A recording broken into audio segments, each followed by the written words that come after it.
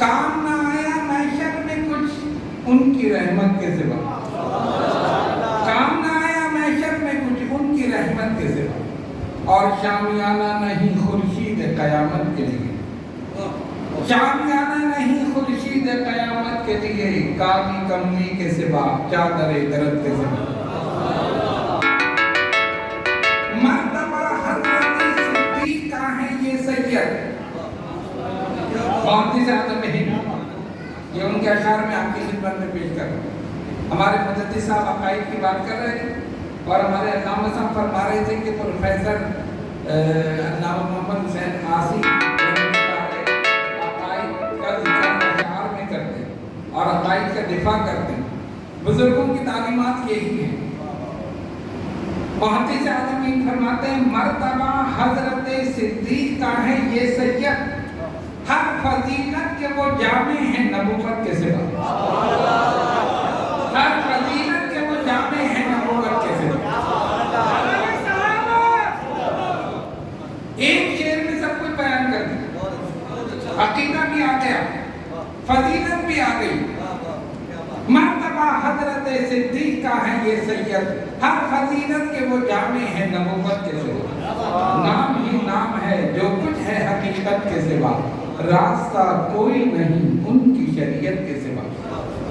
من علینا ربنا اذ بعث محمدا ایدہ بایدہ ایدنا باحمدا ارسلہ مبشرا ارسلہ ممجدا صلوا علیہ دائما صلوا علیہ سرمدا صلی اللہ علی النبی الامی وآلہ صلی اللہ علیہ وسلم صلاۃ و سلام علیک یا سیدی یا رسول اللہ۔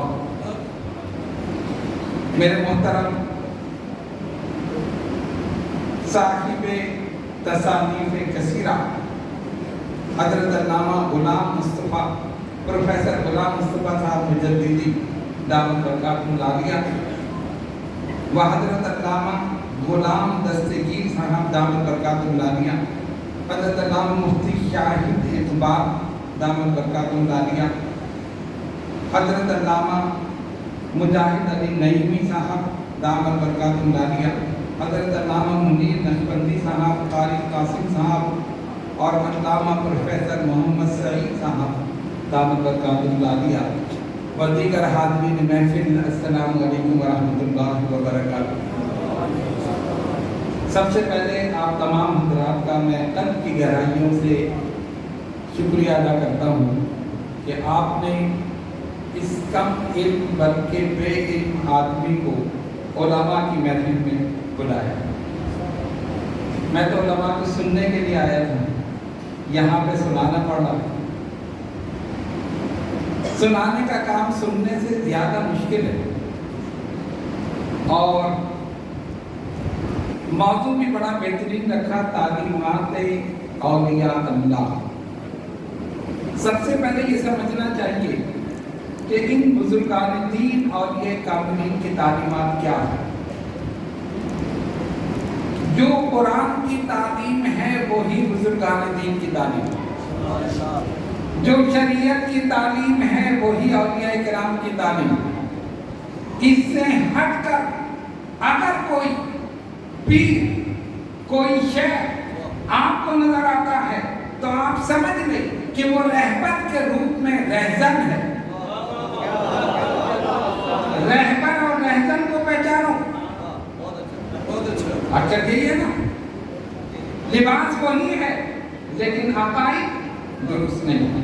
ہمارے مجدد صاحب نے بڑی پیاری بات کی، اگر پیر ہے عقیدہ درست نہیں تو ہم نہیں مانیں گے، سید ہے عقیدہ درست نہیں تو نہیں مانیں گے۔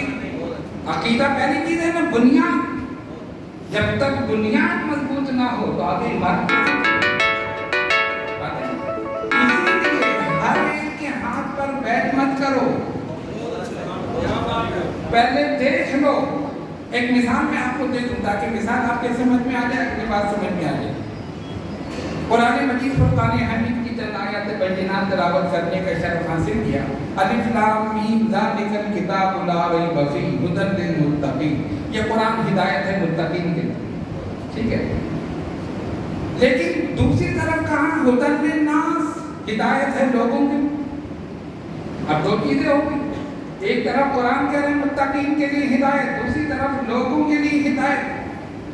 تو ہدی للناس تو سمجھ میں آتا ہے، لیکن ہدی للمتقین، جس نے تقوی اختیار کر لیا اس کو ہدایت کی کیا ضرورت؟ جو متقی بن گیا اس کو ہدایت کی کیا ضرورت؟ ہدی للناس اس میں کافر بھی شامل ہے، منافق بھی شامل ہے، سب شامل ہیں. کافر کو ہدایت ملے گی مسلمان ہو جائے گا، منافق کو ہدایت ملے گی مومن ہو جائے گا. لیکن ہدی للمتقین ہم نے علماء کی بارگاہ میں عرض کی، اس ارشاد خدا بندی کو ہماری ناقص عقل میں یہ نہیں آیا. آپ بتائیے کیا کریں؟ انہوں نے کہا مسئلہ یہ ہے کہ تم نے ہدایت کا معنی ہی نہیں سمجھا. ہدایت کا معنی ہی نہیں سمجھا. ہدایت کی دو قسمیں ہیں، اراۃ الطریق، راستہ دکھا دینا، اور دوسری منزل پر پہنچا دینا. راستہ دکھا دینا، منزل پر پہنچا دینا. ہدی للناس یہ ہے راستہ دکھا دینا، ہدی للمتقین یہ ہے منزل پر پہنچا دینا. قرآن جب راستہ دکھانے پر آتا ہے، ابو جہل کو بھی دکھاتا ہے، ابو لہب کو بھی دکھاتا ہے، عتبہ اور شیبہ کو بھی دکھاتا ہے، مشرکین، منافقین، کافرین سب کو دکھاتا ہے. لیکن منزل پر پہنچانے کا موقع آتا ہے تو صدیق اکبر کو پہنچاتا ہے، فاروق اعظم کو پہنچاتا ہے، عثمان ذی النورین کو پہنچاتا ہے، علی خیبر شکن کو پہنچاتا ہے. یہ ہے ہدی للناس اور یہ ہے ہدی للمتقین. اچھا اب آپ دیکھیں، مجھے یہاں پہ آنا تھا، یہاں پہ آنا تھا مجھے، تو میرے ساتھ تو میرے گائیڈ موجود تھے، میرے رہبر علامہ مجاہد علی نہیں. اب اگر کوئی مجھ سے پوچھے کہ مجھے پروفیسر محمد حسین عاصی رحمۃ اللہ علیہ کے مزار پہ جانا ہے، میں کیسے جاؤں؟ اور میں ان کے دارالعلوم میں بیٹھا ہوں، جامع حفصہ. میں نے بتایا کہ ایک آدمی جا رہا ہے، اس کے پیچھے چلے جاؤ، وہ جاننے والا ہے. اچھا تم اس کے پیچھے جاؤ. چلا جاتے. ایک دوسرا آدمی آیا، اس نے کہا مجھے بھی جانا ہے. میں نے کہا تم اس کے پیچھے جاؤ. ایک تیسرا آیا، اس نے کہا مجھے جانا ہے. کہا تم اس کے پیچھے. ایک کے پیچھے ایک کو میں بھیج رہا ہوں. مثال آپ غور سے سنیں، بات سمجھ میں آ جائے. جو سب سے آگے ہے وہ جاننے والا ہے، اس کے پیچھے کوئی جاننے والا نہیں ہے.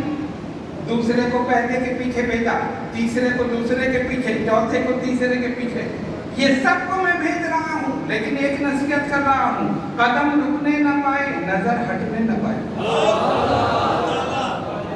قدم رکنے نہ پائے، نظر ہٹنے نہ پائے. کیا مطلب؟ جس کے پیچھے چلو اس پر نظر رکھو،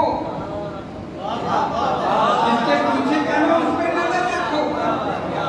اب آپ دیکھیں نا، یہ جو پیچھے جا رہے ہیں ان کو اگلے کا نہیں پتا. اگر انہوں نے نظر ہٹا دی تب کیا ہو؟ وہ دائیں مڑ گیا، یہ بائیں مڑ جائے گی. منزل پر پہنچیں گے نہیں. نظر ہٹے گی تو گمراہ ہو جائے. اچھا اگر نظر رکھی لیکن قدم روک لیے تب منزل پر پہنچیں گے نہیں. نظر ہٹنے نہ پائے، قدم رکنے نہ پائے. اب یہ سب جا رہے ہیں، بیچ میں سے، درمیان میں سے. جاننے والا تو سب سے آگے والا ہے نا، پیچھے والے کوئی جاننے والا نہیں ہے، ایک دوسرے کے پیچھے جا رہے ہیں. درمیان میں سے اگر کسی نے اپنے آگے والے پر سے نظر ہٹا لی تو کیا ہوگا؟ اس کے پیچھے جتنے آئیں گے وہ بھی گمراہ ہوں گے، خود بھی گمراہ ہوں. اگر درمیان میں سے کسی نے نظر ہٹا لی نا اپنے آگے والے میں سے تو خود بھی گمراہ ہوگا، پیچھے جتنے آگے سب گمراہ ہوں گے. اسی لیے میں کہتا ہوں جس کے پیچھے چلو یہ دیکھ لو کہ اس کی نظر اپنے آگے والے پر ہے یا نہیں. جس کے پیچھے چلو یہ دیکھ لو اس کی نظر اپنے آگے والے پر ہے یا نہیں. اب میں بالکل آسان کر دوں، جس کے ہاتھ پر بیٹھ کرو دیکھ لو اس کی نظر غوث اعظم پہ ہے یا نہیں، غریب نواز پہ ہے یا نہیں، مجدد الفسانی پہ ہے یا نہیں، مخدوم سمنانی پہ ہے یا نہیں، بابا فرید پہ ہے یا نہیں، دادا گنج علی ہجویری پہ ہے یا نہیں، محمد حسین عاصی رحمۃ اللہ علیہ پر ہے یا نہیں. اس کے پیچھے چلو دیکھ لو، ورنہ خود بھی گمراہ ہو کر تمہیں بھی گمراہ کرنا. بات سمجھ میں آ رہی ہے؟ پیر سے عقیدت مضبوط رکھو اور آپ کا آستانہ تو آپ کی نسبت ویسے ہی لاسانی ہے. لاسانی ہے نا، پیر تو ویسے ہی لاسانی، تو اس نسبت کو چھوڑ کے کہاں بھاگو گے؟ असल में मसला क्या है, एक तो पीर सही नहीं मिलते, ज्यादातर ऐसे ही। दूसरे अगर मिलते हैं तो मुरीद सही तरह नहीं पकड़ते, आज इधर कर उधर कर। किसी ने कहा ये हवा पे उड़ता है, उसके पीछे चल पड़े। उसने कहा पानी पे चलता है, उसके पीछे चल पड़े। किसी ने कहा ये कर्म जारी करते थे, उसके पीछे चल पड़े। जो भी ऐसा नजर आए, सबसे पहले कसौटी है ये देख लो कि गौसे आजम ने ऐसा किया है या नहीं, सुल्तानुल हिंद गरीब नवाब ने ऐसा किया है या नहीं। हमारे पास बुजुर्गान दिन की पूरी लिस्ट, पूरी कसौटी मौजूद है। अगर ये जो कर रहा है गौस ने किया है तब ये सही है, वरना गुमराह है ना। एक साहब गए अपने पीर साहब के पास, हुजूर मैं बड़ा परेशान, मेरे पास कुछ नहीं, रोजगार नहीं। उन्होंने कहा अच्छा। उन्होंने कागज उठाया, उस पे लिखा एक। क्या लिखा? एक। उसको मोड़ के दे दिया, कहा जाओ कि जाके रख लो तकिए के नीचे, सुबह उठोगे एक अशरफी मिलेगी। ठीक है, सुबह उठे, तकिया हटाया, अशरफी मिल गई, बड़े खुश हुए, पीर तो हमारा बड़ा अच्छा, पैसे जो मिल रहे हैं। दूसरे दिन फिर, तीसरे दिन फिर किसी ने कहा एक और पीर साहब आए हैं, वो बड़े पहुंचे हुए हैं, यहाँ तो साथी पहुंचे हुए होते, पता नहीं कहाँ पहुंचे, एक से एक पहुंचा, ये नहीं पता कहाँ पहुंचा है। उसके पास गए, उनको कहा होगा क्या हुआ कि हम अपने पीर के पास गए थे, उनसे कहा कि रोजगार नहीं है। उन्होंने क्या किया, उन्होंने पर्चे पे एक लिख दिया, फिर कहा एक अशरफी मिल रही है। उन्होंने कहा पर्चा है तुम्हारे पास? जी है। कहा ले आओ, ले आए। उन्होंने एक के आगे जीरो लगा दिया, कितने हो? 10। उन्होंने कहा 10 अशरफी मिलेगी। उन्होंने कहा ये पीर है जबरदस्त, पैसे बढ़ गए ना तो पीर का रुतबा भी बढ़ गया। ये है पीर, मतलब मेरे पीर तो ऐसी नहीं देते। इन्होंने जीरो लगा के 10 चले, 10 मिलते रहे। फिर किसी ने कहा एक और पीर साहब आए हैं, वो इनसे भी पढ़ेंगे, फिर उनके पास चले। ये बता रहा हूँ जो आजकल हाल है, कभी इधर कभी उधर कभी उधर। उनसे जाकर कहा, पूरा मसला बताया। उन्होंने कहा भाई क्या हुआ कि हमारे पीर ने तो कुछ किया नहीं, एक लिख कर दे दिया, एक अशरफी मिली। फिर उनसे बड़े एक मिले, उन्होंने जीरो लगा दिया। उन्होंने कहा पर्चा है तुम्हारे पास? हाँ ले आओ। उन्होंने एक जीरो और लगा, कितने? 100। अब 100 मिलेंगी। उसने कहा यही सबसे बड़ा पीर है, पैसे बढ़ गए, ये सबसे बड़ा। मेरे पीर ने तो कुछ नहीं किया। खैर अब 100 अशरफी मिली, लेकिन हल में मजीद, हल में मजीद। हदीस शरीफ के मुताबिक इब्ने आदम का पेट मट्टी के सिवा कोई चीज नहीं भर सकती। एक मकान हो तो 2 हो जाए, एक कार हो तो 2 हो जाए। इसी तरह ना सरकार ने फरमाया अगर सोने की एक वादी हो, इंसान कहेगा ऐसी 2 हो जाए। फिर घूमते फिरे, अब कोई पीर मिला नहीं, वापिस घूमते घूमते अपने पीर साहब के पास। पीर साहब ने कहा भाई कहाँ थे? हुजूर बड़ी परेशानी। क्या हुआ? आपसे कहा था, आपने तो कुछ किया ही नहीं। भाई हमने वो एक लिख कर तो दिया था, आप तो एक ही तो मिल रही। फिर आपसे बड़े मिले, उन्होंने जीरो लगाया। अच्छा हमसे बड़े मिले? हाँ आपसे बड़े। फिर क्या? 10 मिले। फिर उनसे बड़े मिले, फिर क्या हुआ? एक जीरो और लगा दिया, 100 मिले, 100 मिले। आपने कुछ नहीं किया। अब ये सुनने वाली बात, आपने कुछ नहीं किया, हमने कुछ नहीं किया। क्या नहीं? क्या हमारा एक वापस कर दो, हमारा जो एक था वापस कर दो, क्या रह जाएगा? Zero, double zero, double zero. अब समझ में आया कि किया तो वही था, हुआ तो वही था जो पीर ने, असल तो वही था। बाकी तो जीरो लगाने वाले थे। अगर एक ना होता तो आगे जीरो कैसे लगता? इसलिए जिसके दामन से मुंसलिक हो जाओ, इस्तिकामत के साथ कायम रहो, जो कुछ मिलेगा उसी के सदक़े में मिलेगा। अपने अकीदे को मुस्तहकम रखो, शरीयत पर इस्तिकामत के साथ अमल करो, फिर देखो ये जितने भी फितने हैं कोई तुम्हारा कुछ नहीं बिगाड़ सकता। फितने हर दौर में हुए, राफियत, नासबियत, खारदियत, सारे फितने उठे। मखदूम सुल्तान सैयद अशरफ जहांगीर समनानी नफ़रल्लाहु मक़दूम ने एक रिसाला लिखा, खुलफ़ाए राशिदीन के फ़दाइल। حضرت علی کرم اللہ تعالیٰ وجہ الکریم کی شان میں کچھ صفحات زیادہ آ گئے، کچھ صفحات، لیکن ترتیب خلافت رکھی۔ صدیق اکبر، فاروق اعظم، عثمان غنی، علی مرتضیٰ رضی اللہ تعالیٰ عنہ اجمعین۔ اس دور کے کچھ علماء تھے، انہوں نے فتویٰ لگا نہیں یہ تو غلط وہ کر رہے ہیں، ایسی نہیں ہے، یہ دوسری طرف جا رہے ہیں، جمعے کے دن ان کے خلاف فتویٰ دیا جائے گا، سب جامع مسجد میں جمع ہوں گے۔ مخدوم سمنانی نے فرمایا کہ جمع ہی نہیں ہو سکیں گے، اتنی بارش ہوئی کوئی مسجد جا ہی نہیں سکا، جمعے کی نماز ہی نہیں۔ اس کے بعد ایک اور عالم دین آئے، انہوں نے سب کو جمع کیا اور کہا آپ آل رسول ہیں، آپ حضرت علی کی اولاد ہیں، اگر کوئی اپنے باپ کے متعلق تھوڑے سے الفاظ زیادہ لکھ دے تو اس میں کیا ہے؟ پھر علماء نے تسلیم کیا کہ ہاں ٹھیک ہے۔ کہا ترتیب خلافت میں کوئی تبدیلی ہے؟ نہیں۔ فضیلت میں؟ کہا نہیں۔ تو پھر اگر چند صفحات زیادہ ہو گئے تو اس میں کیا مسئلہ ہے؟ سید اشرف جہانگیر سمنانی صحیح النسب سید ہیں، اگر انہوں نے چند صفحات زیادہ لکھ دیے تو کیا مسئلہ ہے؟ سب خاموش ہو گئے، مخدوم نے ان کو دعا دی، مسئلہ ختم۔ ہر دور میں یہ اٹھا اور آج کے دور میں بھی، لیکن الحمدللہ خانوادہ اشرفیہ اس سے محفوظ ہے۔ مجددی صاحب فرما رہے تھے نا، الحمدللہ اس عرس میں بھی میں نے پوری وضاحت کی تھی، ہماری تقریر یوٹیوب پہ موجود ہے، ناصبیت اور رافضیت پر، اور آپ نے صحیح کہا کہ کچھ سید زادے اغوا کیے جا رہے ہیں، اور وہ بھی لائزمی کی وجہ سے ادھر ہو گئے۔ جس نے اپنے بزرگان دین کے دامن کو چھوڑ دیا، جس نے ان کے عقائد کو چھوڑ دیا، وہ کبھی ہدایت نہیں پائے، اور جو ان کے طریقے پر چلے گا، اسلاف کے طریقے پر چلے گا، وہی ہدایت پائے۔ مخدوم سلطان سید اشرف جہانگیر سمنانی نفر اللہ مرتضی فرماتے ہیں، کسی شہر میں جاؤ بزرگوں کی زیارت کرو، اگر وہ موجود نہ ہو ان کے مزارات کی زیارت کرو، اور یہ بھی نہیں کر سکتے ان کے نام ہی یاد کر لو، اس سے بھی تمہیں فائدہ ہو، نام ہی یاد کر لو۔ پہلی چیز کیا؟ ان کی زیارت کرو۔ زیارت بڑی عجیب چیز ہے، اللہ کے ولی کے چہرے کو دیکھنا۔ سرکار نے فرمایا تھا نا، ہر انبئکم بخیارکم، میں تمہیں نہ بتاؤں بہترین لوگ کون ہیں؟ نعم یا رسول اللہ صلی اللہ علیہ وسلم، فرمایا خیارکم الذین اذا رؤوا ذکر اللہ، بہترین لوگ وہ ہیں ان کے چہروں کو دیکھو تو اللہ کی یاد آئے۔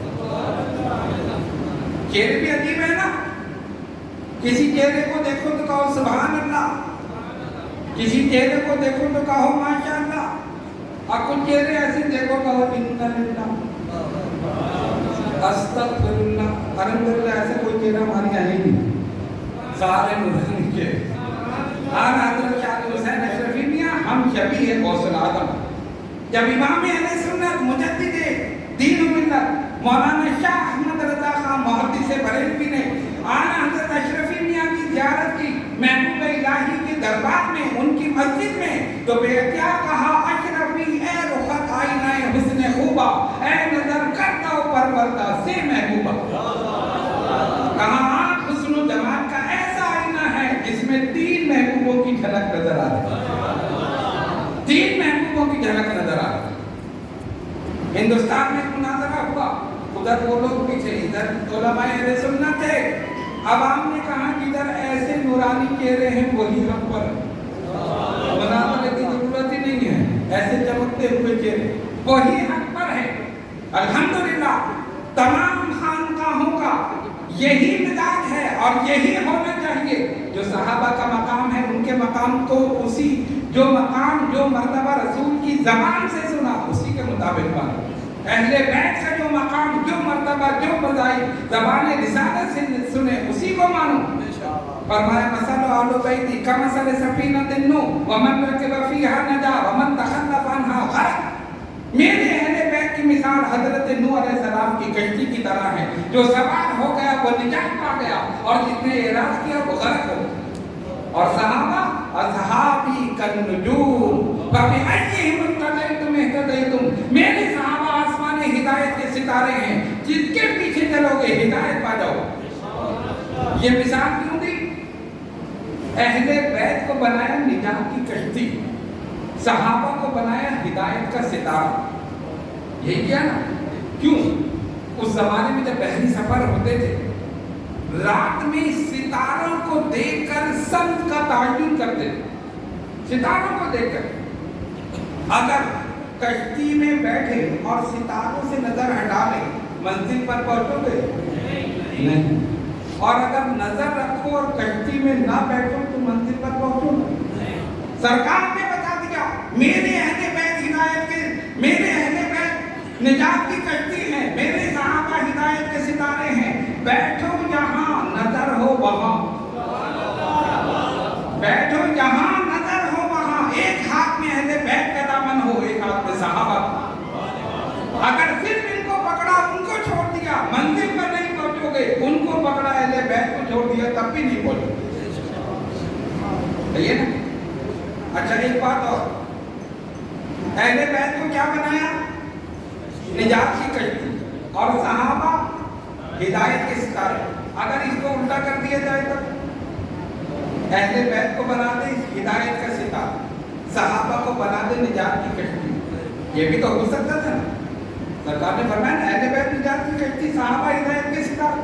تو یہ کیوں نہیں کیا کہ اہل بیت کو کہتے کہ یہ ہدایت کے ستارے، صحابہ کو کہتے یہ نجات کی کشتی؟ کیوں؟ حکمت تھی. سرکار جانتے تھے اگر میں نے اپنے صحابہ کو نجات کی کشتی بنا دیا تو ایک وقت آئے گا کہ دنیا ہے صحابہ سے خالی ہو جائے گی. یہ تو ہونا تھا نا بھائی. جس نے ایمان کی حالت میں دیکھا ایمان پر خاتمہ ہوا وہی صحابی. ایک وقت آئے گا کہ دنیا صحابہ سے خالی ہو جائے گی. اگر میں نے صحابہ کو نجات کی کشتی بنایا تو یہ امت کس کشتی میں جائے گی؟ جبکہ میرے اہل بیت قیامت تک رہیں گے. میرے اہل بیت قیامت تک رہیں گے. اس لیے میں اپنی اولاد کو نجات کی کشتی بناؤں گا، اپنے صحابہ کو ہدایت کا ستارہ بناؤں گا. یہ حکمت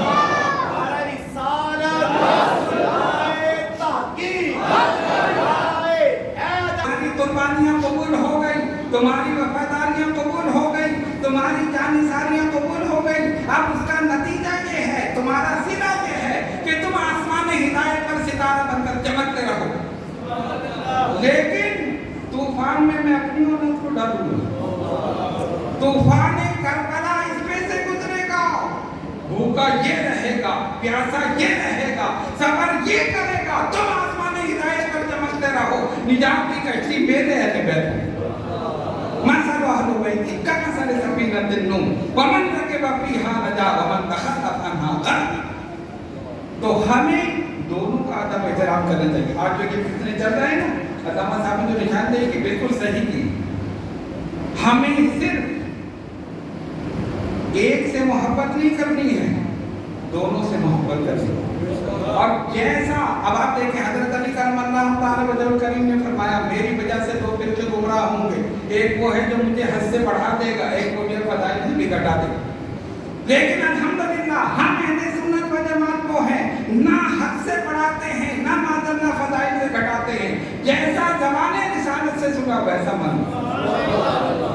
جیسے زمانے سرکار نے جو صحابہ کے فضائل بیان کیے وہ بھی ہمارے سر کے تاج، جو اہل بیت کے فضائل بیان کیے اہل بیت بھی ہمارے سر کے تاج. ایک ہاتھ میں اہل بیت کا دامن ہے، ایک ہاتھ میں صحابہ کا دامن. انشاءاللہ یہاں بھی کامیاب وہاں بھی کامیاب. اہل سنت کسی کی شان میں گستاخی نہیں کرتے. مولا علی شیر خدا تشریف فرما ہے. ایک شخص آیا، علی آپ ایسے ہیں، آپ ایسے ہیں، آپ ایسے. تعریفیں کر رہا، زمین آسمان کے غلامے میں کچھ کہا نہیں، سنتے رہے، تعریفیں کر رہا. جب وہ چپ ہوا مولا کائنات نے صرف ایک جملہ فرمایا، اسی میں سب کچھ. جیسا تو زبان سے کہہ رہا ہے میں ویسا نہیں ہوں. جیسا تو زبان سے کہہ رہا ہے میں ویسا نہیں ہوں، لیکن جو دل میں سوچ رہا ہے اس سے بہتر ہے. جو دل میں سوچ رہا ہے اس سے بہتر ہے. مولا کائنات نے بتا دیا میری نظر صرف تیری زبان یا چہرے پر ہی نہیں، تیرے دل پر بھی. اور مولا علی کے صدقے میں ہر ولی کو یہ مقام حاصل ہے کہ اس کی نظر نہ صرف چہرے پر بلکہ انسان کے دل پر ہوتی ہے. اس لیے ولی اللہ کی بارگاہ میں جاؤ، اپنی زبان کو بھی سنبھالو، اپنے دل کو بھی سنبھالو۔ کہتے ہیں دنیا میں 3 قسم کے لوگ ہیں، ان کے پاس جاؤ 3 باتوں کا خیال رکھو۔